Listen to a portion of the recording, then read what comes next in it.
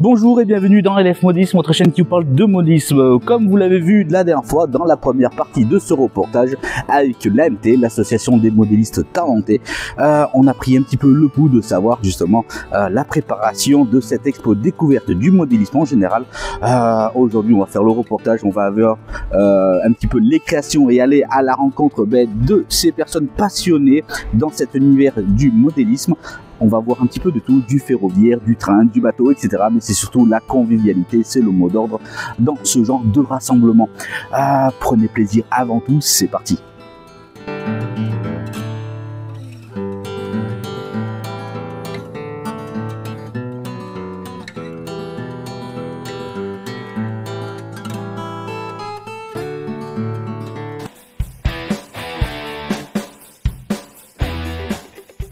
Et bonjour Fabien, comment ça va? Eh ben, écoute, on se retrouve. Enchanté de te revoir. Hein. Oui, écoute, sur cette exposition, voilà, découverte du modélisme, c'est le mot d'ordre. Voilà, c'est ça, découvrir ce qu'on fait, comment ça se passe, ce qu'on fabrique, et puis que tout le monde prenne du plaisir, surtout quoi. Justement, du plaisir, on va en prendre avec toi également.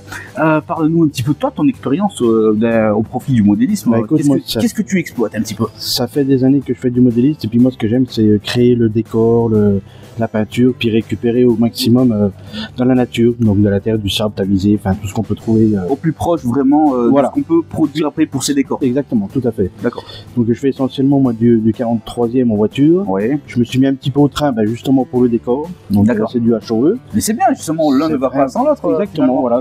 Puis ça anime en plus le décor. Ouais. Donc on peut voir derrière nous, on va découvrir en vidéo un peu plus proche. Fabien, il va nous présenter ses créations. Qu'est-ce que tu vas nous parler un petit peu, nous présenter aujourd'hui, parce qu'il y a du beau matos là derrière. Ouais, il y a 2-3, après chacun apprécie comment ça fait ou pas quoi. Bien sûr. Mais voilà, j'aime bien. Donc c'est toute création, il n'y a pas de. C'est pas un lieu de la France, c'est pas un lieu du monde, c'est venu comme c'est venu. C'est dans notre esprit, dans notre tête. Moi je fais ça aussi, je pratique ce genre de modélisme sans prise de tête, du pur plaisir. Écoute, ce que je te propose c'est de montrer à l'ensemble de la communauté le stand que tu proposes aujourd'hui sur l'exposition. Et puis comme ça tu nous en parles. Voilà. Allez, on va te suivre. C'est de suite avec Fabien. Bonjour et bienvenue sur mon stand. Je propose, donc là on a une petite brocante sur ce qu'on veut plus se servir, on vend un petit peu de 3 trucs. Et ici j'ai 2-3 petites créations, alors ça c'est du Fenrir, et c'est tout recréé, tout en polystyrène extrudé, on taille, on rond-peint, donc c'est de la création, voilà, quand on refait le bois, on refait les petits personnages, là c'est une petite bataille sortie d'un bord trop arrosé, donc voilà, ils se bagarrent, les tabourets, les coups de poing et les coups de... Donc c'est marrant. Là on a une petite scène qui est un bateau, une pointe de bateau, avec des gitans qui dansent dans leur petite communauté avec la petite roulotte, qui est bien sympathique. Là c'est pareil, on a une petite comment ça s'appelle, ancien temps, c'est qui buvaient, des trucs comme ça, avec les petits gitans, il y a les petits danseurs qui animaient un peu ce truc... tout ça quoi, avec les cheminées, tout ça c'est de la création, hein. Il n'y a aucun truc à acheter. Puis après je me suis mis à faire du train en HOE, donc essentiellement pour le décor. Donc là toutes les petites, tout est imprimé, les petites grues, les petits tracteurs, les petites ambulances, tout ça, tout ce qui est les petites poules, tout ça c'est imprimé en 3D. On peut même revenir là sur le podium, j'ai des petites locaux qui ont été imprimés en 3D résine. Puis après on les fait en peinture, on les met sur des châssis Kato qui marchent très bien, c'est sur des petits châssis en N. Là j'en ai une deuxième qui a été peint. Après on fait la couleur qu'on veut et puis voilà quoi. Donc c'est bien sympathique. Voilà. Moi c'est ce que j'aime, c'est créer, repeindre, faire ces petits trucs là. Je reviens un petit peu aussi après sur j'ai imprimé des petites figurines, je voudrais faire un stand avec 7-8 voitures et puis voilà, toute cette préparation pour la Formule 1 ou la GT, tout ça. Donc tout ça s'imprime sur imprimante 3D résine. Donc on va continuer sur un deuxième petit circuit que j'ai trouvé très sympa. Et là on peut s'amuser avec un produit qu'on trouve en jardinerie au moment de Noël à 6,80 €, 7 €. Donc tout en bidouillant, on obtient une petite loco qui est vraiment pas joué, et puis après avec de la peinture on peut la patiner, refaire un petit truc sympathique avec une petite maison qu'on trouve en HO. Voilà, ça peut se faire des petits trucs sympathiques sur un circuit qui fait 35 de diamètre, quoi, à peu près. Et ça, c'est le dernier qui est en cours, que je viens de faire. Donc là, rebelote, hein, là j'ai fait tous mes sapins. Et là, on reviendra avec toi, Loïc, pour la prochaine mois pour faire une présentation avec le B-Flock 50, qui est un super appareil pour planter, enfin planteur d'herbe et tout ça, quoi. Donc tout ça, c'est les sapins sont faits maison, les imprimés en résine, les petites toiles de tente. Donc voilà, tout ce qui est petits moutons, c'est imprimé en toile de tente. Et puis les petits arbres, c'est des plantes séchées qu'on trouve dans la nature en hiver, floquées par la suite. Et puis voilà, quoi. Donc pareil, le petit bâtiment est fait avec toutes les petites briquettes, hein. J'ai un petit moule qu'on trouve chez Green Stuff. Et là, avec de la pâte, comment ça s'appelle, à durcir. Et ben on fait nos petites briques et puis de fil en aiguille, on monte les bâtiments, quoi. C'est une pure création, j'ai pas de plan, rien du tout, ça vient comme ça vient, quoi.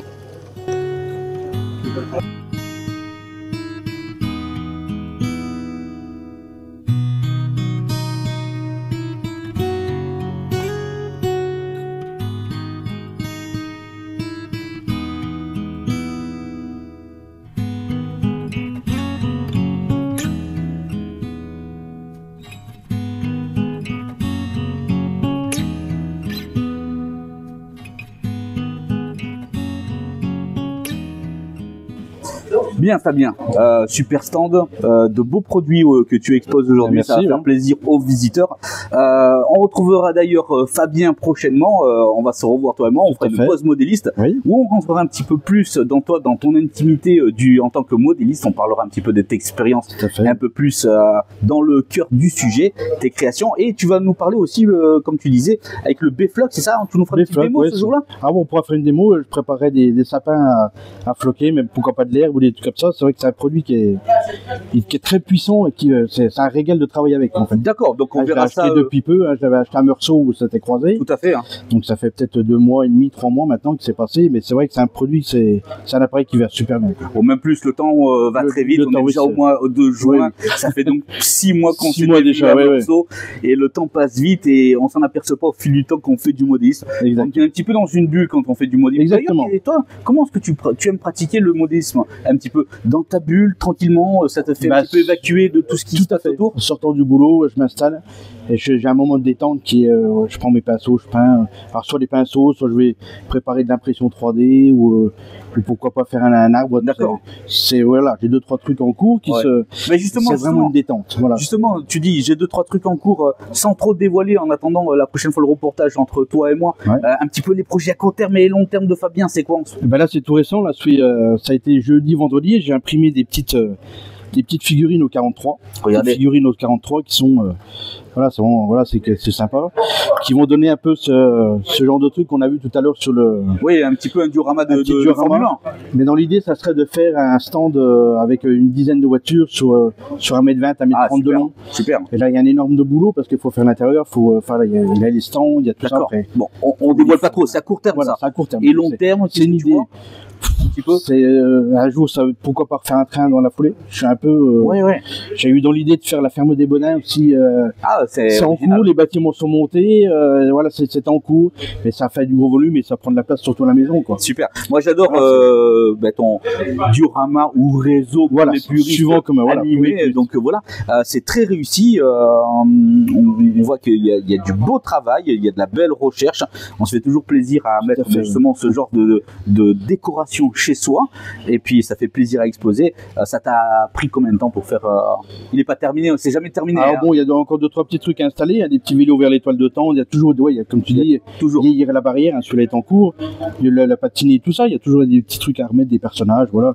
Bon, en gros, ça m'a pris 1 mois et demi. D'accord, ok. Alors je suis assez, quand je suis dans une idée, tu vas au fond. Faut que ça avance, voilà. D'accord, Je suis assez, je veux du réel tout de suite. Ouais, je veux du concret. Alors ce qui est pas sur un grand réseau, ça dure sur des quelques années. C'est vrai. Hein, on peut, voilà, c'est comme plus compact et c'est grandeur calendrier. Ouais, c'est bien ça. Hein, là-bas, c'est mon calendrier en dessous avec du polystyrène extrudé. Hein. Mais vraiment une belle recherche, là, comme tu disais, avec du matériel très peu coûteux. On peut s'amuser. On peut s'amuser. Regardez, pour les enfants, quand vient la période de Noël, pourquoi pas vous, parents, à mettre vos enfants, à prendre un petit train comme ça coûte pas 100 000 euros, on peut dire. Non, et regardez, on peut se faire plaisir. Bon, en tout cas, Fabien, on se retrouvera prochainement pour un reportage beaucoup plus en profondeur, où est-ce qu'on va connaître un petit peu plus Fabien en tant que modéliste. Et puis, merci, et puis un grand plaisir à toi pour ton exposition. C'est toi je te remercie, Loïc, de partager tout ça à la communauté. Le partage avant tout. Le partage et puis le plaisir de tous de se rencontrer, et puis de se raconter comment on fait, pourquoi, qu'est-ce, voilà. Enfin, c'est super sympa. C'était donc Fabien sur son stand. Merci, et puis je vais vous faire quelques petites séquences vidéo de ce super petit réseau du Rama. Allez, faites-vous plaisir, appelez-le comme vous voulez. Ouais, à bientôt, Fabien. Merci à toi, Loïc. Ciao. Allez, merci.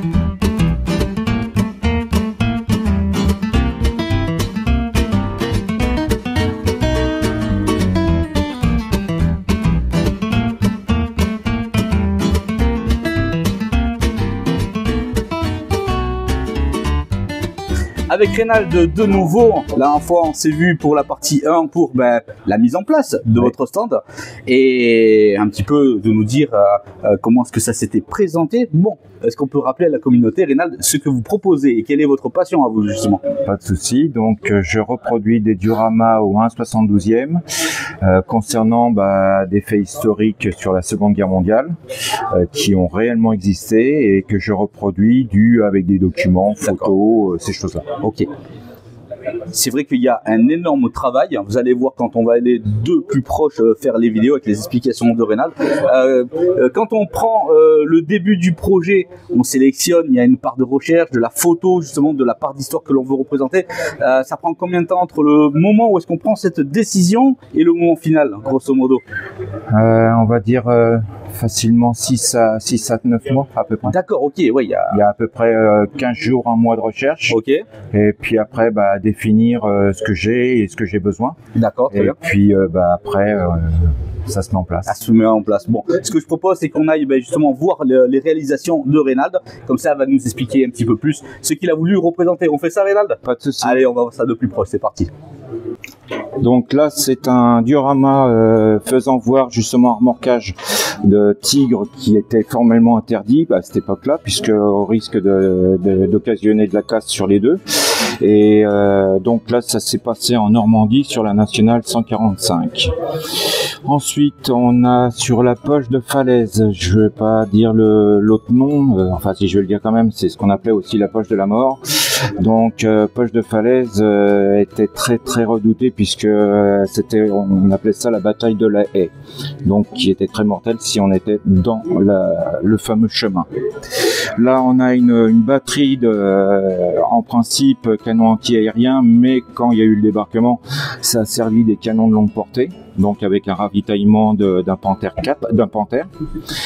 Et ensuite, alors là, celui-là, justement, on fait voir vraiment un remorquage, on va dire officiel, d'un tigre qui était en panne. Donc, il fallait systématiquement qu'il soit tracté par 3 fameaux. Comme ça, il y avait plus de force, la force était décuplée. Et donc là, c'était officiel et là, non officiel.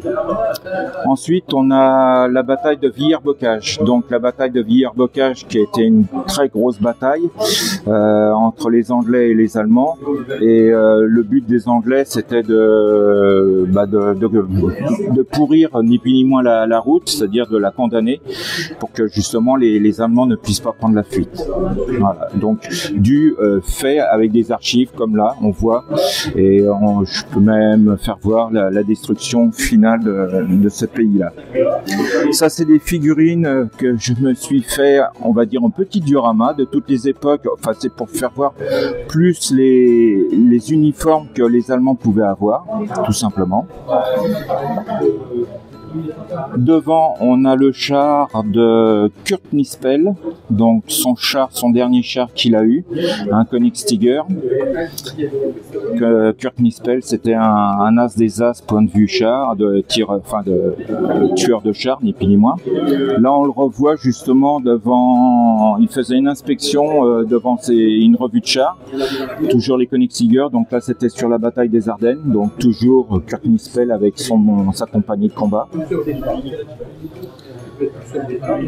Ensuite, alors là, j'ai fait 2 dioramas retraçant un film que j'ai énormément apprécié et je crois que beaucoup de personnes ont vu, le film Fury avec Brad Pitt. Et j'ai fait 2 scènes qui m'ont vraiment frappé, c'est-à-dire la fameuse scène du tigre contre Cat Sherman. Et c'était une bataille de chars, mais vraiment fantastique et vraiment très très proche de la réalité. Quand on voit que un commandant de char d'un Sherman, quand il voyait un tigre, il brillait pas. Il fallait en principe 8 Sherman pour pouvoir atteindre un tigre. Et là, c'est la bataille, donc la fin du film, quand le Sherman justement est pris à partie par une compagnie de SS, et donc le char est détruit puisqu'il a sauté sur une mine. Et puis bon, je vous raconte pas la fin de l'histoire puisque ceux qui ne l'ont pas vu, autant qu'ils le voient. Et mon dernier diorama, donc Berlin. Donc Berlin, les chars, c'était comme une bataille de rue. Donc les chars étaient à moitié ensevelis dans les rues, donc moins facilement pris à partie, donc moins vulnérables. Et c'était des combats qui étaient vraiment très très durs. Voilà. Allez, de retour avec Alain, on s'est vu pour la présentation, la mise en place, et on a parlé aussi de l'AMT, de l'association de l'expo pour la découverte du modélisme. Aujourd'hui, on parle un petit peu plus de toi et de ce que tu proposes. Allez, parle-nous un petit peu de ta passion pour résumer et ce que tu vas nous proposer pour les yeux, pour se faire plaisir aujourd'hui. Absolument. Donc, moi, ma passion, c'est l'automobile à la base. Donc, l'automobile, en modèle réduit, ça coûte moins cher que les voitures en grandeur. vendeur, comme on dit. Oui. Et donc voilà, j'avais commencé une collection il y a déjà une bonne trentaine d'années. Et puis aujourd'hui, j'en ai beaucoup. J'en présente pas beaucoup sur ce salon parce que je pourrais pas tout amener. Oui, parfois une collection, c'est énorme. Hein. Et donc là, l'avantage, donc je suis dans ce club des modélistes talentés et je commence à découvrir le diorama. Ah oui. Et là, je suis en train de construire réaliser mon premier diorama. Tu es en train de me dire, Alain, qu'on touche à une discipline, on aime les voitures, etc. Ouais. Et puis on voit les collègues faire autre chose, et ça donne un petit peu le virus d'agrémenter ce qu'on fait. Et voilà. Et après plus de 30 ans à empiler des voitures dans une vitrine, des fois on les oublie, quand on regarde, on oublie, ah tiens, j'avais acheté ça, je m'en souvenais pas. On a envie de les mettre en valeur. En fait. Oui. Au moins les plus belles, les plus sympathiques, les mettre vraiment dans des contextes. On peut même essayer de faire peut-être un diorama qui serait adaptable pour tout style de voiture. Absolument, ouais, c'est aussi une idée. Et de se faire plaisir dans son salon. Faire par exemple un grand diorama pour les voitures de course, exactement, avec des allées de stand, des mécaniciens, etc. Et puis pour faire de la présentation comme ça. Bon, ben super. Et puis voilà quoi. Ben là, je vois qu'il y a une belle petite collection. Oui. Ce que je propose, c'est qu'on aille sur le stand voir un petit peu ce que tu proposes. Sans problème. Allez, c'est parti, on voit ça avec Alain. Voilà, et bien écoutez, aujourd'hui, ce week-end, j'ai décidé de présenter un échantillonnage de ma passion, qui est à la base l'automobile.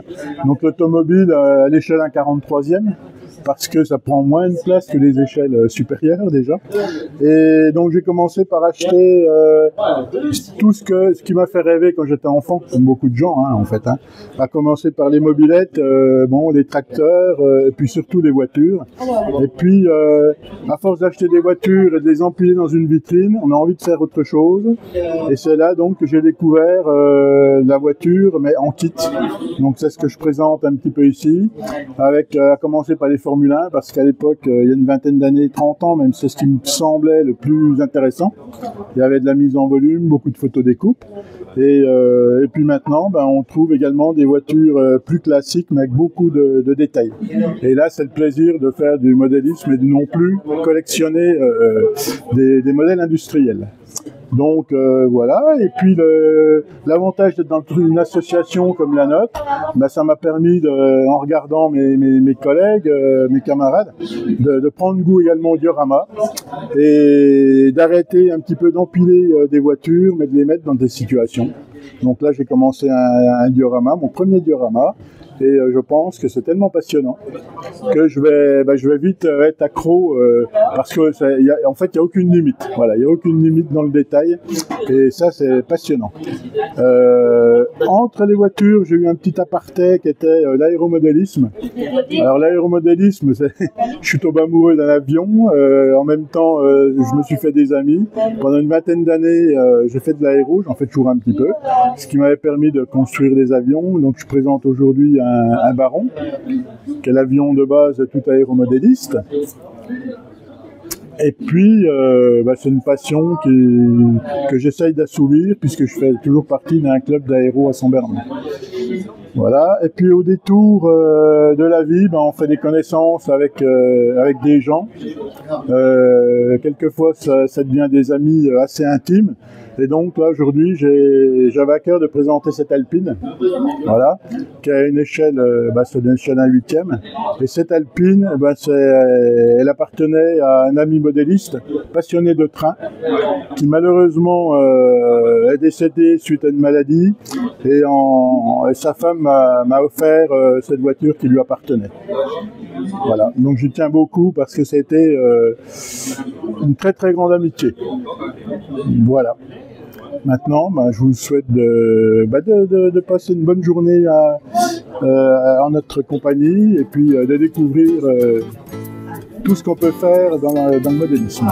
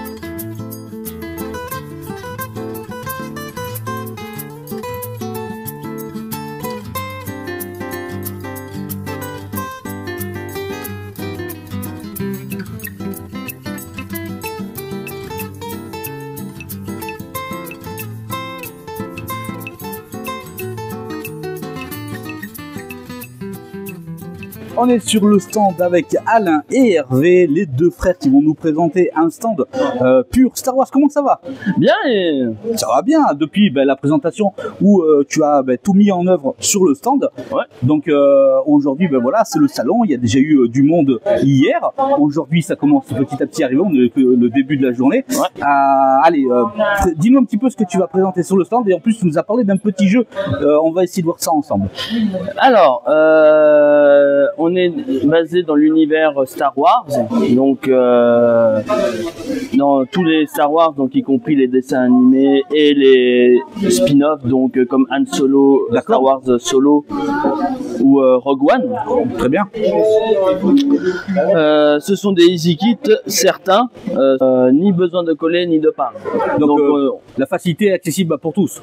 Oui, pour commencer de la maquette, c'est bien. Et il y en a même maintenant certains qui sont sonores. D'accord. Je ferai une petite vidéo plus proche tout à l'heure, on verra ça. Alain, donc l'univers Star Wars, c'est fantastique. Qu'est-ce que tu as, une petite touche personnelle pour ton stand? Justement, il y a un petit jeu pour les enfants, c'est ça? C'est pour ça, j'ai aperçu, les grands. et les grands aussi, j'ai aperçu que dans certains salons, on passait et on regardait pas attentivement. Quand on fait des sortes de petits jeux, ça permet d'attirer plus l'œil. Ça permet aussi de capter un petit peu plus sur le produit que vous présentez et de passer un peu plus de temps sur le stand également. Oui, voilà. D'accord. Et discuter avec des personnes. Donc le jeu est assez simple, c'est de trouver l'intrus. On a mis un intrus d'un autre monde fantastique. D'accord. Je rassure pour les experts, ce n'est pas un Star Trek. Je ne vais pas déclarer la guerre. Donc j'ai mis d'un autre univers pour essayer d'attirer l'œil. Et si on gagne, qu'on trouve l'intrus au bout de 3 tentatives, on gagne une friandise. Actuellement, c'est des sucettes. D'accord, c'est plutôt sympathique le concept. Ça permet justement de passer un petit moment sur le stand.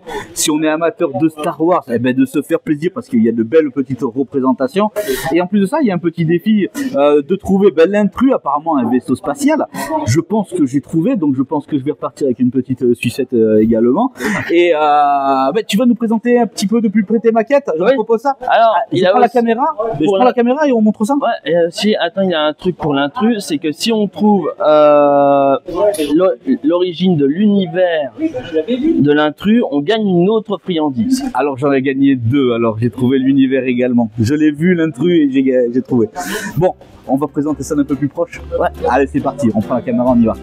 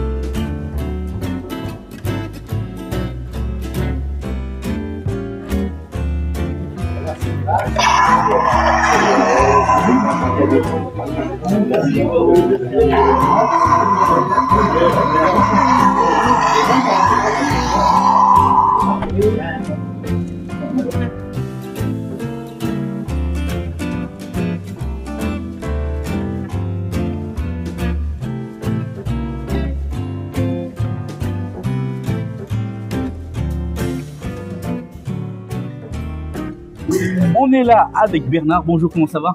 Bonjour, très bien, merci. On s'est vu la dernière fois dans la première partie, on a parlé un petit peu. Tu étais à l'œuvre en train justement de nettoyer les rails, justement, de faire brûler un petit peu avec la locomotive les poussières là. Voilà. Et tiens, j'étais sur le stand à côté, sympathique, avec les éléments Star Wars. J'ai d'ailleurs trouvé l'intrus. J'ai gagné 2 sucettes. Je t'en offre une. Allez, tiens, pour tout à l'heure. Allez, pour tout à l'heure. Merci. Mais bon, on arrête de plaisanter. On va parler un petit peu donc de train miniature. Est-ce qu'on peut rappeler l'échelle un petit peu et un petit peu le mode de fonctionnement de celui-ci? C'est un module qui nous a été donné. Ouais. Il est au 160e, D'accord, échelle N. c'est-à-dire l'échelle N en train. Ok. Il s'agit d'un dépôt pétrolier, Mhm. donc ce qu'on appelle un EP, un embranchement particulier. D'accord, très bien. À partir donc de cet hiver, on va commencer de le patiner. Ok, très bien. On avait vu ensemble la première fois lors du reportage à l'AMT, justement, on en avait parlé. Et là, maintenant, il y a quelques projets dessus. Oui, c'est ça? il y a des projets qui sont dessus. Première chose, c'est patiner, Ouais. les rails, refaire peut-être reballaster. Ça D'accord. dépendra du trésorier du club. D'accord. Et puis tu me parlais un petit peu dans les tuyaux, Et peut-être- une extension aussi, tu me parlais. Oui, il y a une extension, mais là, ce sera plus tard. Enfin, on fera peut-être l'extension avant de ballaster. D'accord. Pour justement mettre une extension à côté pour faire avoir une gare Ouais.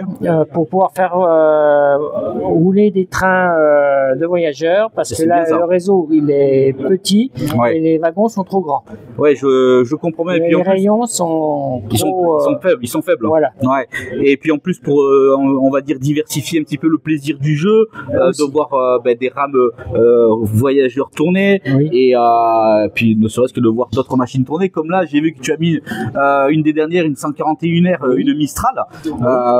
Tu l'as mis justement pour la faire tourner un petit peu. Là, on va la voir en vidéo tout à l'heure sur le réseau. C'est un beau réseau. C'est vrai qu'il est très intéressant à cette échelle. Il y a eu du travail effectivement, mais c'est vrai que ça demande un petit peu d'amélioration pour justement décupler le jeu tout simplement. Oui, tout à fait. Donc Bernard, il y a du travail encore là. Oui, mais on ne le fera que l'hiver. On le fera que l'hiver.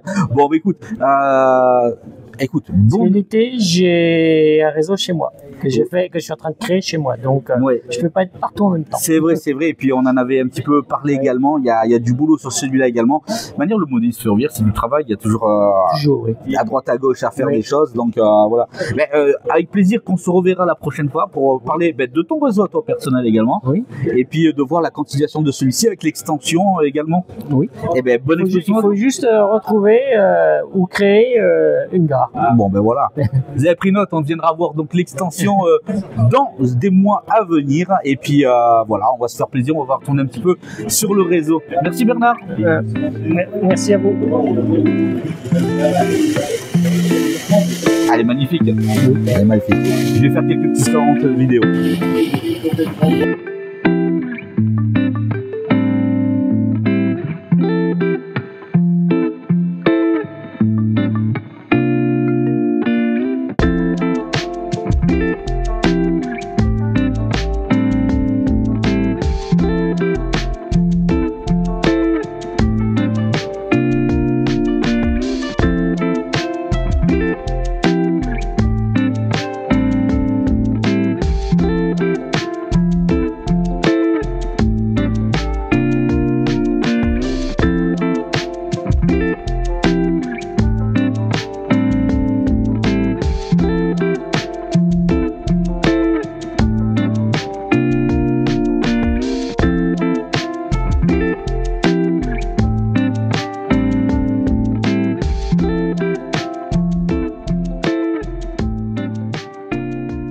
On continue notre découverte avec Jean-Luc. Bonjour, comment ça va? Ça va très bien, et vous? Ça va bien depuis l'installation. Oui. Depuis l'installation.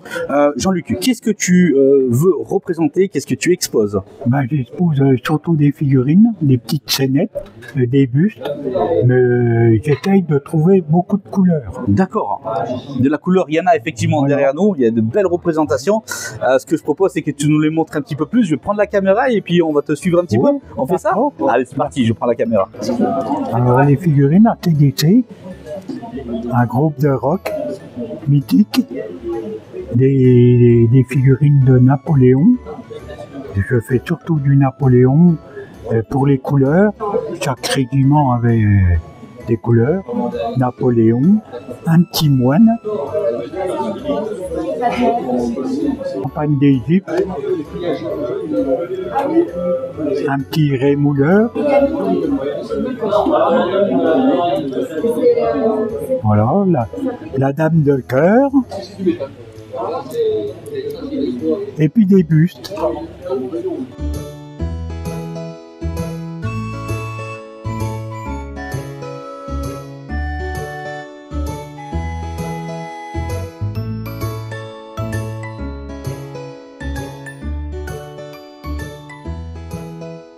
Ok, bonjour Arnaud, comment ça va? Bonjour, bah ça va très bien, ça se passe très bien. Donc c'est vu dans la première partie du reportage, où est-ce que vous nous expliquez l'installation un petit peu? Tout à fait. Aujourd'hui, voilà, on rentre dans le vif un petit peu. Présentez-nous, dites-nous un petit peu quelle est votre passion à vous, justement. Alors ma passion, moi, c'est la figurine, et la figurine, bon, je fais du fantastique, mais c'est surtout la figurine historique. Donc ça demande au préalable une recherche, soit au niveau des livresques, que ce soit au niveau des musées, soit au niveau d'Internet maintenant, qui est une grande aide. Et à partir de là, je vais construire, là actuellement je suis sur une armée sassanide, c'est-à-dire ce qui correspond à l'Iran actuel, les Perses sassanides, 3e siècle jusqu'au 7e siècle. Bon, voilà. C'est quand même un sacré travail, on voit que les couleurs vraiment sont belles, sont éclatantes de tout niveau. Entre le moment justement où on pense à un nouveau projet et sa réalisation, ça prend du temps quand même. Alors ça prend des années en fait, parce que moi comme je suis un peu éclectique, je travaille sur plusieurs sujets en même temps. Donc là je profite de l'expo pour avancer au maximum juste la thématique de cette armée-là. Ok, bon, ce que je propose c'est que je prenne la caméra, on se rapproche un petit peu plus de ton travail, comme ça tu nous expliques un petit peu tes réalisations. Pas de problème. Allez, on va voir ça de plus proche avec Arnaud, c'est parti. Voilà, donc là c'est une partie de l'armée qui est en cours de réalisation. Je suis en train de faire les finitions. Là c'est de la cavalerie part en fait que j'ai fait. Là ici c'est ma partie archerie, c'est les lanciers, les archers sassanides. Pour les uniformes, les teintes, je m'inspire de recherches au niveau du musée, notamment des planches du musée Guimet que j'ai trouvé sur internet, et donc du coup que j'ai imprimé de façon à retrouver les teintes. Et là je me fais mon nuancier pour pouvoir travailler. Donc ce que j'aime bien aussi, c'est un petit peu, les gens quand ils arrivent, ils voient une masse comme ça de figurines peintes, ça leur parle pas énormément. Je leur mets un petit YouTube sur la période qui dure à peu près 8 minutes, ça leur permet de resituer. Je mets une carte et puis un petit récap sur les différentes composantes de l'armée. Et puis donc il y a la partie que j'expose vraiment, où les figurines sont terminées. Je les ai mises dans un aquarium parce que ça évite de prendre la poussière, ça évite que les gens ne viennent toucher les figurines. Et là, donc, elles sont classées par type d'armes, en fait, la cavalerie lourde, l'infanterie, l'archerie, les tirailleurs, les éléphants, avec le petit document explicatif sur le côté. Puis évidemment, je suis à disposition pour expliquer ce qu'était l'armée sassanide, mais également les techniques de peinture que j'utilise. Voilà. Allez Christian, bonjour, je viens m'asseoir à côté de vous, comment ça va? Ça va bien, on a vu ensemble l'installation. Aujourd'hui, je m'installe à côté de vous, on voit un superbe décor, de belles réalisations. D'ailleurs, cette passion un petit peu, ça fait combien de temps? Ça fait une dizaine d'années. D'accord. Mais bon, je vais quand même bien arriver à me diversifier dans les dioramas ou les maquettes. Mais le problème, c'est qu'on trouve plus maintenant de militaires que de civils. Et moi, je voulais bien m'orienter vers le civil un peu, parce que pour casser un peu la forme du militaria. D'accord, donc en fait, vous êtes en train de m'expliquer, vous avez voulu vous-même, de votre plein gré, vous diversifier pour proposer autre chose que les dioramas militaires qu'on voit. J'ai commencé d'ailleurs parce que non, c'est vrai que les gens à la longue ils en ont. Bon, et je comprends. Ça n'intéresse plus tant. D'accord. Et là, beaucoup de choses maintenant qu'on réalise nous-mêmes, ça a été réalisé. Il n'y a que la maquette et figurines qui ont été achetées, le reste a tout été réalisé manuellement. On va aller voir tout à l'heure, on va se promener un petit peu sur toutes les réalisations. Vous allez voir, c'est fantastique. Justement, il va nous montrer également que il a voulu faire d'autres réalisations, non pas sur le thème militaire, mais autres. En fait, la diversification, ça change un petit peu. Et je vois qu'il y a des supports de diorama qui sont différents. On voit là un support en style bambou, un petit peu. C'est un ancien miroir de la grand-mère. D'accord. Il y a aussi des porte-cadres photos aussi également. Ce que je propose, c'est qu'on aille un petit peu plus proche et présenter un petit peu les réalisations. D'accord. Allez, c'est parti. Je prends la caméra et on voit ça de suite. C'est parti. Voilà, ça a été réalisé d'après une photo, mais la photo, je ne l'ai plus retrouvée. C'était un hôtel qui avait été réquisitionné.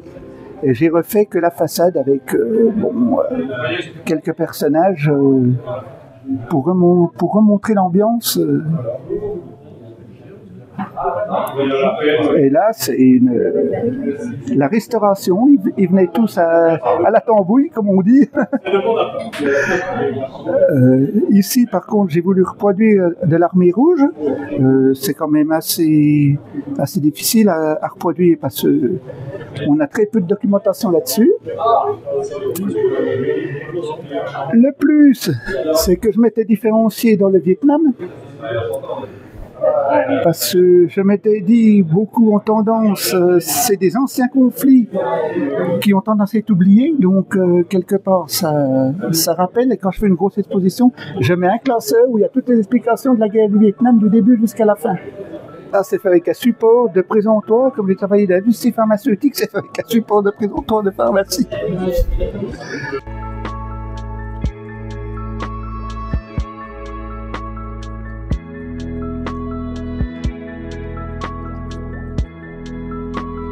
Et là, j'ai commencé la diversification. Bon, ça, au départ, c'est un véhicule blindé américain qui était utilisé en Irak. Malheureusement, quand j'ai voulu le monter, il m'a échappé des mains. Bilan, il a été moitié pulvérisé, donc je l'ai transformé pour en faire une scène science-fiction. Là également. Le véhicule, c'est un véhicule que quelqu'un avait monté, qu'il avait loupé, donc j'ai récupéré, puis je l'ai fait en rouille.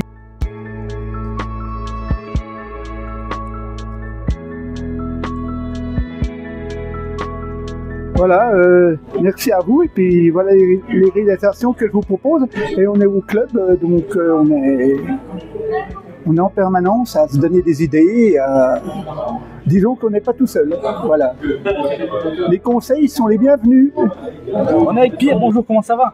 Ça va, très bien, merci. On s'est vu ensemble dans la première partie également pour la mise en place un petit peu, on en a parlé. Voilà, là, ça y est, c'est mis, le salon, l'exposition a démarré. Raconte-nous un petit peu, toi, ça fait combien d'années que tu pratiques le modélisme? Ça fait 52 ans. D'accord, ça fait pas mal d'années, donc pas mal d'expérience acquiert. Oui, et puis après j'ai commencé par les petites maquettes d'avions, et puis maintenant je suis à faire des choses qu'on ne voit pas ailleurs. D'accord, très bien, justement, on va voir ça, dans la progression de la vidéo.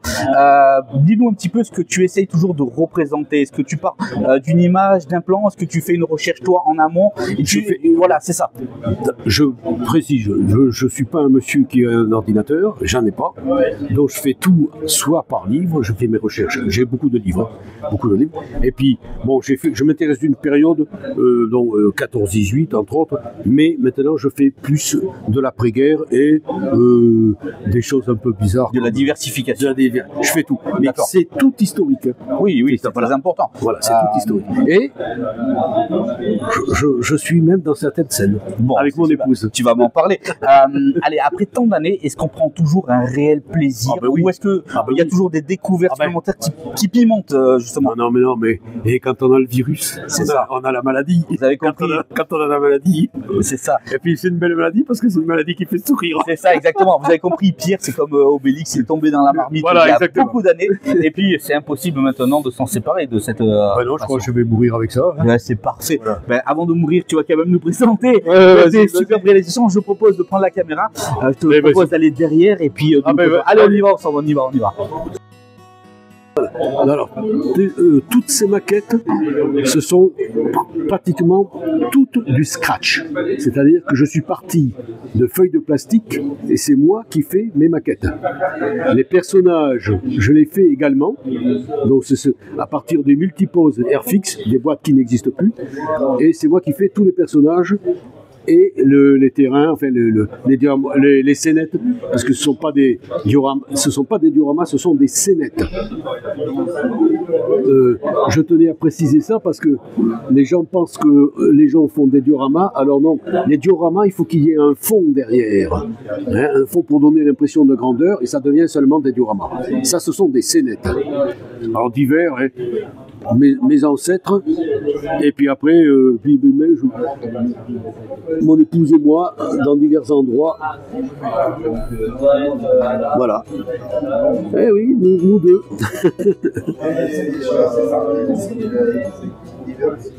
Alors Pierre, on voit qu'il y a une belle diversité de produits. Oui. Entre le moment où tu prends l'information en te disant tiens, je vais réaliser tel déco, Oui. tel travail, ça te prend combien de temps, ou est-ce que tu passes d'un projet à un autre en même temps? Je ne compte pas le temps. D'accord. Je ne compte pas. Faut pas compter le temps. Je compte pas le nombre de boulons pour dire j'ai fait tant de boulons, tant de pièces. Très bien. C'est fini ça. Non, non. Allez, parle-nous un petit peu de justement cette réalisation-là. Ah, la réalisation. Bon, c'est pas suite à un voyage, c'est pas vrai, je suis pas allé là-bas. Mais j'ai pris des photos et donc j'ai fait l'île de Pâques avec mon épouse. Donc c'est fait avec du polystyrène et un peu de plâtre et de la colle à bois et des balais coco, bien sûr, parce qu'il faut faire l'herbe. Et puis voilà, c'est tout. Hein. Et puis je mets tout sur vitrine pour pas que les gens touchent avec leurs petits doigts, pour pas qu'ils abîment les hélices ou autres. Oui, c'est très important, effectivement. Parce et que... je fais ça depuis une quarantaine d'années sous vitrine. Voilà. Et puis voilà ma dernière création. Hein. Donc c'est fait de toutes pièces. Voilà. Donc on est dans les années 20. Le tracteur Renault. N'est-ce pas, successeur du FT17 de chez Renault. Les projets un petit peu à court terme, Pierre, un projet un petit peu... D'autres projets, non, je pense faire encore quelques expositions. Bon, on vieillit et puis je sais pas. Pour l'instant, j'ai pas de projet. Peut-être une exposition à Saint-Apollinaire, on sait pas, on en parle, mais est-ce que ça va se faire? Je ne sais pas. D'accord, un grand merci à toi, Pierre, pour nous avoir présenté tes réalisations et puis une belle continuation. Ah, merci. À bientôt. À bientôt.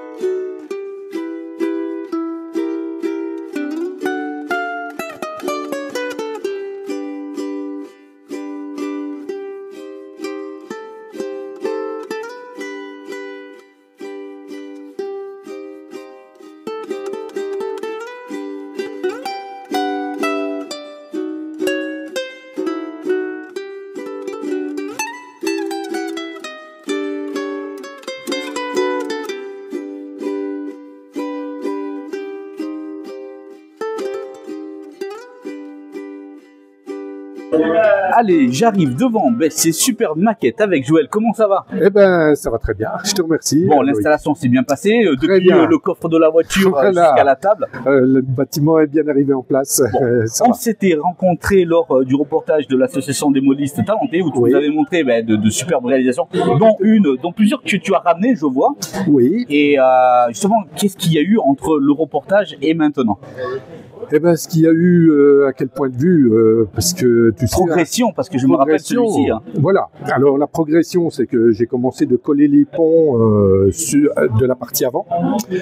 J'ai fait le mât, là. Bon, il est encore pas collé, tu vois, c'est... On le présente? C'est quel type? Voilà. Alors, c'est un PHA. D'accord. C'est porte-hélicoptère amphibie. Ok. En France, il en existe 3 de la classe Mistral. Celui-là, c'est le Dixmude. Magnifique. C'est le dernier né des 3 PHA qui sont en France. Il est basé à Toulon avec les deux autres bateaux. Et voilà. Donc la progression, je te dis... c'est du boulot. Soyez témoins, communauté de l'EF-Modéliste, qu'entre le temps où j'avais vu la dernière fois Joël et on avait fait le reportage, celui-ci, je me rappelle, il n'était pas dans cet état. Hein. Non, pas du tout. Donc il y a eu une réelle progression, mais bon, le temps qu'il faut, vous savez, en tant que modéliste, le temps qu'il peut prendre dans toute discipline. Mais moi, je suis très heureux de voir parce que ça prend forme petit à petit. Et on peut rappeler, est-ce que c'est utilisable, c'est navigable? Ah oui, bien sûr. Ah, oui, il va être navigable. Alors donc, pour la navigation, il y a des propulseurs d'étrave sur ce bâtiment, mais les diamètres étaient trop petits pour mettre des hélices et un moteur. Donc, ce que j'ai fait, je vais te montrer, peut-être que tu le montreras. Alors ce que je propose, c'est que je vais m'avancer un peu plus proche et je te laisse continuer à expliquer. Voilà. On fait ça, je prends la caméra, bougez pas et on retrouve Joël. C'est de suite. Voilà.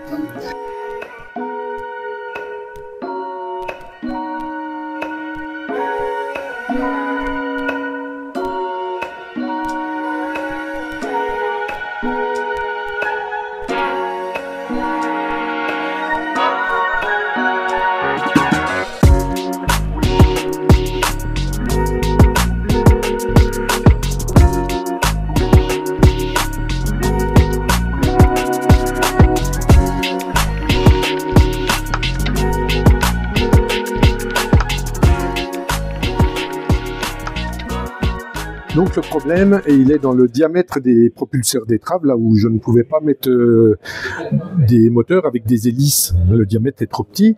Donc ce que j'ai pensé, c'est mettre un système à propulsion hydraulique. Donc à l'intérieur de la coque, là, comme il y a beaucoup de place, j'ai mis 2 pompes à eau. Et quand il va vouloir se déplacer sur tribord, admettons, il va aspirer de l'eau sur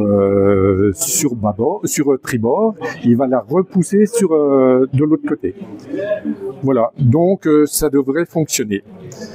Il va y avoir le radar de mât qui va tourner aussi, l'éclairage bien sûr, il y aura l'éclairage dans les coursives, la piste d'envol. Je vais essayer de faire décoller 2 hélicos. Il y a un ascenseur à l'arrière qui va être fonctionnel. Il y a un gros projet, il y a un gros travail de recherche. Oui, il y a un gros travail de recherche. Mais bon, ça se fait petit à petit. Puis moi, j'aime bien chercher des trucs comme ça.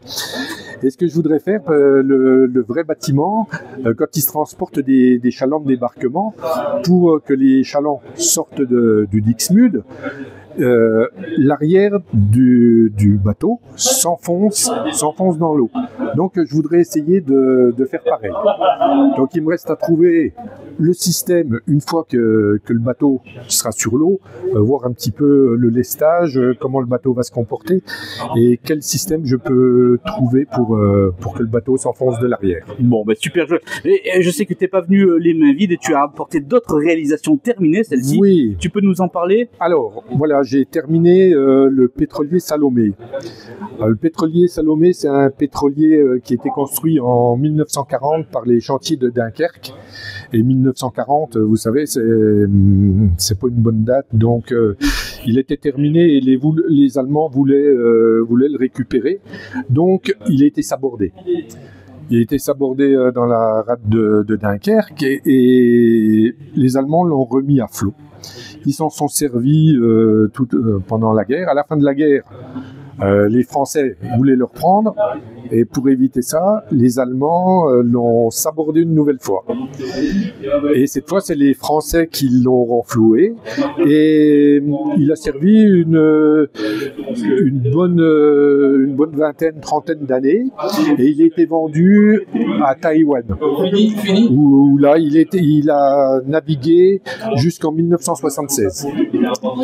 Voilà, donc moi la maquette elle est réalisée d'après un plan MRB et des photos du navire que j'ai trouvé au musée de la Marine à Paris et je l'ai construit à l'échelle 1/100e. Voilà. Donc ici vous avez un pétrolier encore, c'est le Mundaka. Le Mundaka, ici il est réalisé à l'échelle 1/200e. C'est-à-dire que si vous voulez la comparaison exacte avec le Salomé, il faut que vous preniez la longueur multipliée par 2. Ça nous donnera une longueur de 3,60 m environ. Et le Mundaka a été construit en 1977. La différence de capacité, celui-là, Mundaka, 300 000 tonnes, Salomé, 18 500 tonnes. Et à l'époque, en 1940, le Salomé était appelé déjà géant des mers. Il faut voyez un petit peu la différence. Donc il a été réalisé par le responsable de la section navale, Jean-Marie Wally. Voilà, et après vous avez d'autres bâtiments qui ont été construits par la section navale, les membres de la section navale.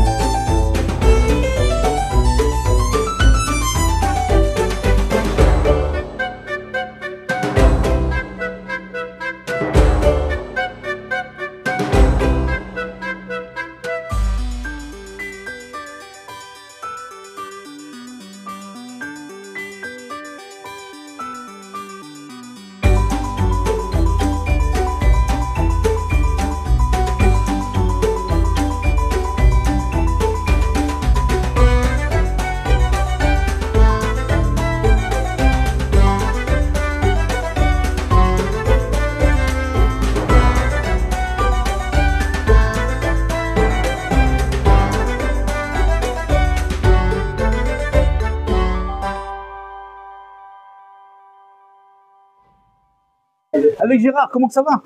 Eh ben ça va. Ça fait plaisir, on va présenter vos réalisations. Alors après l'installation, l'excitation de pouvoir présenter ces créations, parlez-nous un petit peu, ça fait combien de temps maintenant que vous faites ça dans votre vie? Et puis un petit peu le genre de réalisation que vous voulez faire. Alors depuis combien de temps? Mais on va dire, je suis tombé dans la marmite, je devais avoir à peu près 6-7 ans. On va dire donc depuis toujours quasiment alors. Bah oui, j'ai un peu plus de 25 ans. Hein. Ouais. J'en ai 62, donc depuis 6-7 ans, je bricole du plastique, je colle, je machine, je peins. Alors, vous dites vous bricolez du plastique. Justement, quel est le genre de réalisation que vous faites? Bon alors, je fais, comme on peut voir, c'est surtout deuxième guerre mondiale. Je suis parti d'un club, donc les Fondus Bourguignons. D'accord, Fondus Bourguignons. On est basé à Brazé-en-Plaine. Et donc, je fais du diorama. J'ai un peu plus de temps depuis que je suis en retraite, donc j'espère en faire un peu plus qu'avant. Je fais donc du blindé. J'ai eu l'occasion de faire de la sculpture de figurines, comme un peu plus loin, j'ai fait sur la guerre de 1870. On va faire ça après, on va essayer d'être un peu plus proche, comme vous le savez, on voit un petit peu les réalisations. J'ai fait de la sculpture de figurines, donc même j'ai encore l'occasion d'en faire sur mes dioramas. Quand j'ai pas la figurine qui convient, ben je la fabrique. Comme ça, on a ce qu'on veut, quoi. C'est pas effectivement ça y est. Hein. Donc moi, ce qui me plaît bien aussi, c'est la fabrication du décor. D'accord. Et justement, on prend plaisir intégralement toujours après tant d'années de modélisme et de création. Après, c'est une dépendance. Hein. On parle de dépendance, mais de bonne dépendance, parce que c'est quand même de la recherche, c'est quand même des choses manuelles. Oui, c'est pas la cigarette, c'est voilà, c'est différent. C'est différent. C'est un plaisir. Quoi. Et c'est un plaisir, surtout qu'après, les visiteurs, quand ils viennent, ils peuvent voir des choses qui sont concrètes, bien réalisées. D'ailleurs, on va faire ça de suite. Je prends la caméra et on présente tes réalisations. Tout à fait. Allez, c'est parti. Je prends la caméra et c'est parti. Donc là, voilà, ici, c'est les figurines. C'est des figurines des créations de toutes pièces. Donc, composées de mastic qui durcit à l'air. Donc, c'est un peu un jeu de pâte à modeler, si on veut, mais durcissant à l'air. Donc, à l'intérieur, on a un mannequin composé avec des tiges de fer pour faire les bras et les jambes, un bassin, un torse, et à partir de là, on habille, et voilà, ça donne des figurines, des figurines originales. Donc ça, c'était ma période, on va dire, c'était ma période guerre de 70, que j'ai un petit peu échappé maintenant. Et donc maintenant, je suis passé, donc je continue toujours ça, mais mon gros sujet d'attention à l'heure actuelle, c'est les maquettes, parce que faisant partie d'un club de maquettes, donc je m'astreins à faire de la maquette. Donc on trouve aussi bien de la maquette de la Première Guerre mondiale que de la maquette Deuxième Guerre mondiale, Indochine française. Donc ça, c'est des véhicules qui sont censés être dans un diorama à venir. Et là, ici, c'est les prémices d'un diorama qui est en gestation. J'ai réalisé ça, c'est une création de toutes pièces, carton, polyfila et balsa. Et peinture, bien sûr, pour agrémenter le tout. Et là, le sujet, mon attrait principal pour la maquette, c'est ça, c'est la création de paysages, de décors, de mise en situation. On va dire un peu de mise en scène. Et bien souvent, tout ce qui est décor, c'est de la récupération ou on va dire des trucs à 6 francs 6 sous.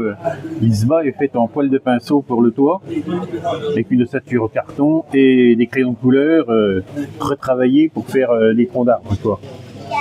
Tout ça, après, c'est le jeu de peinture qui va faire que ça donnera l'illusion.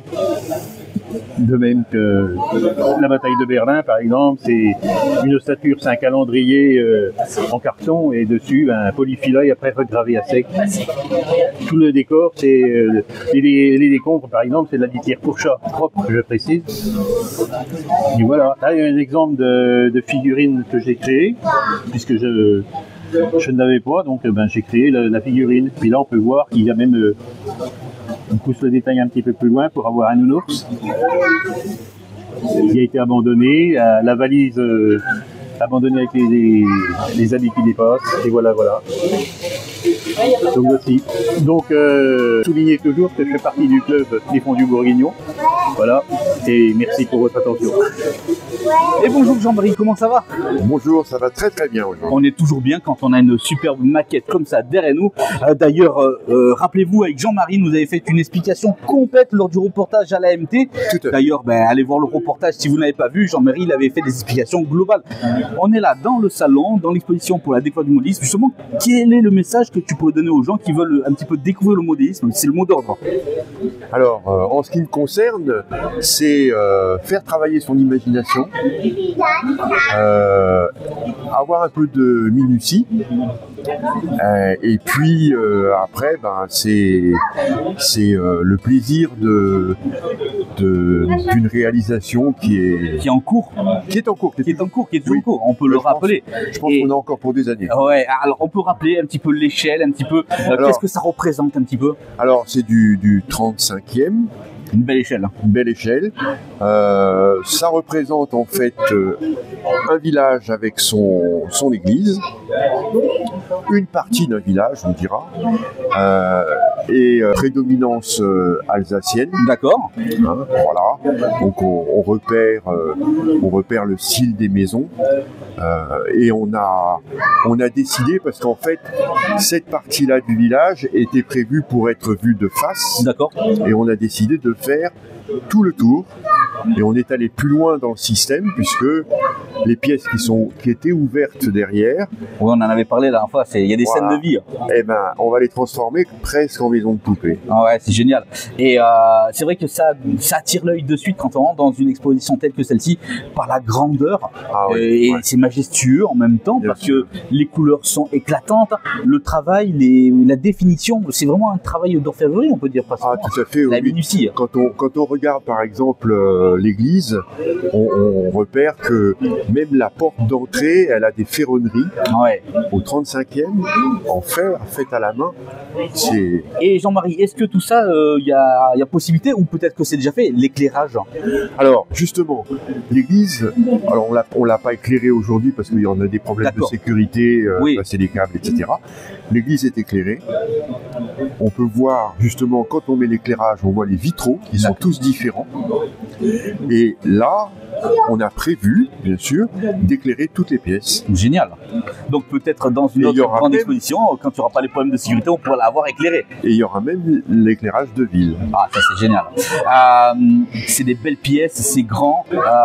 On pourrait imaginer ça, l'intégrer dans un gros diorama avec des scènes en mouvement également. Ah, tout à fait, oui.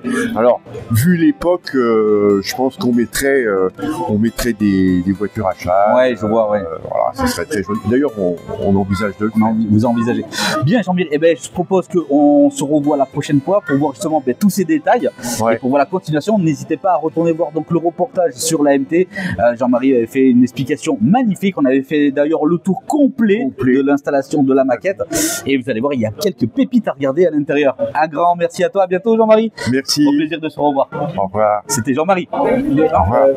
On est avec Eric. Comment ça va? Ça va, merci. Bon, vous avez l'habitude de connaître Eric à travers tous les reportages. Eric, il est dans toutes les associations à chaque fois où je vais. Mais la passion, justement, ça ramène. Et le mot découverte dans l'expo, aujourd'hui, ça a tout son sens. Pourquoi? Alors, la découverte ici, ça permet en 3 modules de montrer des choses très différentes. D'abord, on a un circuit de train qui permet de voir pour le visiteur qu'on peut faire du train chez lui facilement, simplement avec 2 plaques qu'on replie. D'accord, très bien. Puisse ranger. La deuxième partie avec les différentes échelles pour avoir un élément comparatif, dont notamment les petits personnages. Et enfin la troisième partie avec un diorama US, parce qu'on voit souvent du train français ou allemand, beaucoup plus rarement du train américain. Ah justement, on va rebondir là-dessus. Est-ce que tu penses qu'en France on a un petit peu ce côté chauvin, ou est-ce que j'en parlais la fois dans un autre reportage, ou est-ce qu'on aime bien SNCF, mais j'ai rencontré des personnes qui m'ont dit également non, c'est bien de s'ouvrir sur les compagnies ferroviaires étrangères, ça apporte justement des possibilités multiples. Tout à fait. Alors là, il faut reconnaître que la plupart des réseaux se situent sur la période 3, c'est-à-dire 1945-1970. Maintenant, les fabricants se sont quand même ouverts vers d'autres compagnies. Je pense à la EBB autrichienne, par exemple, et puis aussi vers des compagnies plus anciennes, puisqu'on maintenant on voit ressortir des locaux État, PLM, région de l'Est, etc. Bon, là, justement, je reviens sur ce que tu disais, le côté découvert, de voir qu'on n'a pas besoin effectivement de beaucoup de place pour se faire plaisir. On peut rappeler un petit peu les échelles, justement, pour les personnes qui veulent débuter, qui ne connaissent pas, une ordre un petit peu de grandeur, si on ferait plus de ce genre d'échelle-là par rapport à ce qu'on apprend sur la table également. Voilà. Alors ici, on a donc l'échelle HO, c'est du 87e, c'est l'échelle que l'on rencontre le plus couramment, qui est représentée ici par cette loco allemande. Ensuite, vous avez si vous manquez de place chez vous, vous pouvez opter pour le N 160e, 150e, donc 2 fois plus petit. Et enfin le Z, 220e, encore plus petit. Là, le réseau en HO, c'est vraiment le réseau le plus petit qu'on puisse faire. Vous avez 80 cm de côté sur le carré. Avec le 160e, logiquement, vous tombez sur moitié plus petit, et puis le 220e, ça va être encore plus petit. Donc avec un N, par exemple, il est possible de faire un réseau dans une valise. Oui, tout à fait. Ici, vous avez une échelle plutôt historique, le haut, qui est, alors elle a encore des partisans, mais ça reste quelque chose qui est plus confidentiel. Oui, c'est vrai qu'on n'en voit pas beaucoup de ce genre de matériel. Voilà. Et là, on est sur un ancien train jouet. Il est là surtout pour représenter l'échelle. Oui, mais quand on dit le mot jouet, ça fait voyager, en même temps, ça fait plaisir à tout le monde, parce qu'on est quand même des enfants toujours perpétuellement à se faire plaisir à faire tourner ces trains. Ce que je te propose, Eric, c'est que je prenne la caméra et on parle un petit peu plus de ce genre de projet qui est vraiment abordable pour tout le monde. Oui. Allez, c'est parti, je prends la caméra et Eric nous présente ça. Ici, donc, le carré fait 80 cm de côté. Nous avons une séparation au milieu. Les plaques sont ajustées simplement par les éclisses des voies ici et là. Donc, c'est facile à mettre en place. Et puis, les bâtiments sont tout simplement posés. Voilà, donc c'est facile à ranger. 2 boîtes à chaussures suffisent à remettre en place tout le décor qui est juste posé. C'est donc un petit projet idéal pour mettre dans une chambre d'enfant. Également ici, vous avez une voie qui part, cachée par un buisson. Là, on peut très bien imaginer mettre ensuite une 3e plaque qui va permettre comme ça de pouvoir faire une extension au réseau. Ici, vous avez un autre type de module, c'est un module de type diorama, donc non roulant. Là, on a simplement 2 plaques de 24 par 46. Alors, pourquoi ces mesures-là? Tout simplement parce que ça rentre dans la caisse. J'ai d'abord acheté la caisse en plastique et ensuite j'ai fait les dioramas. C'est beaucoup plus simple comme ça. Donc là, l'idée, c'est de présenter un modèle exceptionnel qui est la Big Boy. C'est une locomotive américaine, la plus grande des locos américaines, puisqu'elle fait un poids quand même de 548 tonnes. Et donc, c'est la plus grande des locaux qui a été faite au monde. Elle a été mise en place dans les années 40-50 aux États-Unis. Par comparaison, on voit qu'elle est aussi grande que 3 wagons. Aussi, pour comparaison, on a ici un JMC et puis 2 personnages. Ça donne bien une idée de l'échelle. Ici, donc, on a une petite présentation des échelles avec comment calculer. C'est pas toujours évident pour tout le monde. Le O, 43e, le HO, 87e, le N, 160e, le Z, 220e. Et puis des personnages qui sont également à l'échelle, ici, parce qu'il n'y a encore rien de plus parlant que l'échelle humaine. Alors ici donc nous faisons partie de l'association AMT, l'association des modélistes talentais, qui se trouve dans la salle Schumann, à côté de l'écran à Talent. Donc si vous voulez nous rejoindre, vous êtes les bienvenus. Et puis vous pouvez aussi nous retrouver sur le site AMT Talent. Et puis nous avons également une lettre, la lettre de l'AMT, qui paraît tous les mois, qui est gratuite et qui vous permet d'avoir plein d'informations sur tous les types de modélisme, que ce soit les voitures, les bateaux, les trains, les figurines, etc.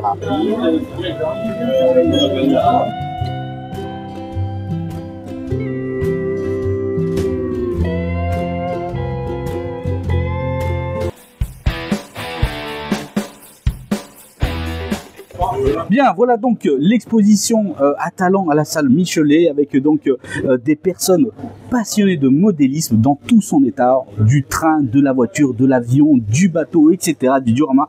On va commencer avec toi, Fabien. Fabien, un grand merci. Il faut continuer, c'est le message, de se faire plaisir et passer le témoin aux plus jeunes, c'est important. Tout à fait, ouais. Moi j'ai un petit bonhomme de 5 ans, j'aimerais bien qu'il reprenne la relève, parce qu'il y a un peu de maquette encore à monter, hein. Dans les placards il y en a pas mal. Et puis continuer de faire plaisir de ce qu'on veut, c'est le coup de cœur. C'est ça. Moi, je passe de la moto à la maquette au train, c'est le coup de plaisir. Voilà. Ouais, et ben, moi, c'est ce que j'aime. Ouais, ça c'est très important ce que tu dis parce qu'il faut se faire plaisir et pas selon un schéma défini. Du tout. Alors, il y en a qui ont un thème, qui aiment bien leur thème. Moi, je fais un peu de tout. Bon, ben, je vous le maquette. Oh, il me plaît, bing, on est parti dessus. Bon, ben, c'est super. Ben, bonne continuation à toi en tout cas. Merci à toi, Loïc. Super. Eric, que on ne présente plus à chaque fois, comme je vous l'ai dit tout à l'heure. Eric, justement, toi, si tu devrais donner le conseil à toute personne qui veut débuter dans le monde du miniature, ne serait-ce le train, le diorama, etc., ce serait quoi pour toi? Déjà commencer par des choses simples, des petits projets simples, faciles à réaliser, parce que ça permet comme ça d'avoir tout de suite un résultat. Au lieu de se lancer dans un truc qui va vous demander beaucoup d'efforts, beaucoup de temps, commencez par un petit module. Avec les enfants, par exemple, vous avez la gamme Easy Quick de chez Revell, qui vous permet, avec un enfant, en 1 heure, ou voire moins, selon les modèles, de faire quelque chose de facile, de rapide et qui plaît. Et c'est important, il faut pas se dégoûter, c'est ça. Il faut arriver à un résultat, on va pas dire rapidement, mais pour prendre le plaisir de l'avoir fait, c'est surtout ça. C'est ça. Et l'intérêt justement du train, c'est que le train, c'est un grand projet, mais en même temps plein de petits projets. C'est-à-dire que vous avez une maison, c'est un petit projet. Vous avez un tunnel, c'est un autre petit projet. Et donc comme ça vous permet de faire un tas de choses et de vous faire très facilement plaisir. Bon, ben ça c'est vraiment une belle façon de pouvoir débuter. Une petite pensée également au président Dominique qui n'est pas là aujourd'hui. Eh bien, on le salue bien évidemment. On le reverra sur d'autres manifestations. Alain est là aujourd'hui et c'est le vice-président, donc il va clôturer un petit peu en nous disant comment se porte un petit peu l'AMT et les prochaines sorties également de l'AMT. Je te laisse le micro là. Alors l'AMT se porte très bien, de mieux en mieux même, puisqu'on a passé un petit peu difficilement la crise du Covid, comme beaucoup d'assos. On va dire que ça c'est derrière maintenant. Hein. Oui, et je pense que la passion c'est ce qu'il y a de plus fort dans la vie, parce qu'aujourd'hui on est une association, on était une vingtaine il y a 2 ans, on est une trentaine aujourd'hui, et tous des passionnés, des gens qui sont déjà heureux de se retrouver. Il arrive même qu'on arrive au local pour faire travailler sur nos travaux et qu'on fasse rien du tout parce qu'on partage avec les amis. Oui. Voilà. Et ça, je pense que c'est ce qu'il y a de plus important.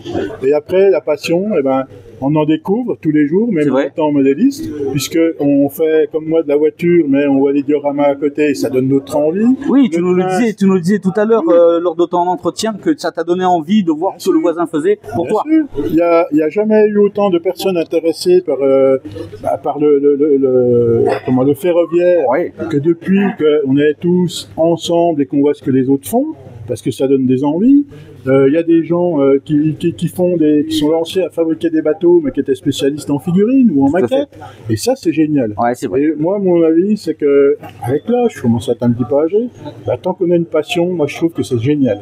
Et la passion, on a le droit de la faire évoluer, d'en changer, mais le principal, c'est d'en avoir une, parce que la vie, je pense qu'elle passe beaucoup mieux. Et puis, quand on a un souci, eh ben, on se tourne vers notre passion. C'est vrai. On va voir juste au local, on retrouve les amis, et on repart boosté, et ça, c'est super. C'est important. C'est beaucoup mieux que de rester enfermé chez soi à ruminer. C'est vrai. Le partage, je crois qu'il n'y a rien de mieux. Donc, comme dit Alain, Eric et Fabien, n'hésitez pas à faire du miniature, du modélisme en général. Je suis très heureux à travers ma chaîne YouTube de vous présenter ce genre d'association, ce genre de personnes qui sont avant tout des passionnés et des amis, des collègues de passion tout simplement. Et moi, je souhaite à l'AMT une belle évolution et puis plein de salons et plein de découvertes. Moi, je vous dis à très vite pour d'autres reportages. Merci Loïc. À bientôt. Ciao, ciao.